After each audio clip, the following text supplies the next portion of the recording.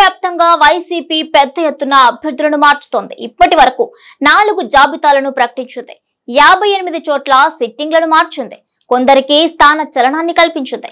మరికొందరిని పక్కన పెట్టింది. దీంతో అధికార పార్టీలో అలజడి నెలకొంది. ఎక్కడికక్కడే నాయకులు అసంతృప్తి వ్యక్తం చేస్తున్నారు. అవకాశం ఉన్నవారు పక్క పార్టీలో చేరుతున్నారు.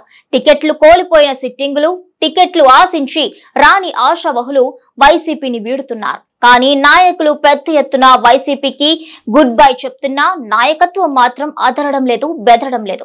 వచ్చే ఎన్నికల్లో గెలుపుపై నమ్మకం పెట్టుకోవడంతోనే జగన్ అసంతృప్త నాయకులను పట్టించుకోవటం లేదని తెలుస్తోంది.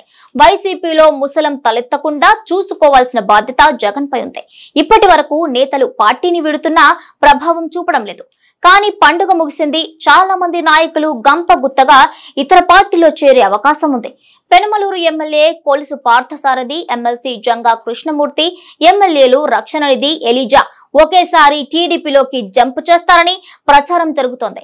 అయితే ఇంకా చాలా మంది సిట్టింగ్లు పార్టీని వీడుతారని, చంద్రబాబు, పవన్ల నుంచి అభయం వస్తే పార్టీని వీడటం ఖాయమని టాక్ కూడా నడుస్తోంది. అయితే అదే జరిగితే పెద్ద ఎత్తున ఎమ్మెల్యేలు వైసీపీని వీడనున్నారు. జగన్ కు షాక్ ఇవ్వడానికి రెడీగా ఉన్నారు. అయితే తాజా పరిణామాలు ఇటు వైసీపీకి ఎంత ఇబ్బందికరమో టీడీపీ, జనసేనలకు సైతం అదే పరిస్థితి. పార్టీ గ్రాఫ్ బాగున్నా ఎమ్మెల్యేల పనితీరు బాగాలేదంటూ జగన్ పెద్ద ఎత్తున అభ్యర్థులను మార్చుతున్నారు. అయితే మన ఇంట్లో చెత్తను పక్క ఇంట్లో వేస్తే బంగారం అవుతుందా అన్న ప్రశ్న ఉత్పన్నమవుతోంది. మొన్నటి వరకు తనను చూసి ప్రజలు ఓటు వేస్తారని జగన్ చెప్పుకొచ్చారు. ఇప్పుడు ఆ నెపాన్ని ఎమ్మెల్యేలపై తోస్తున్నారు.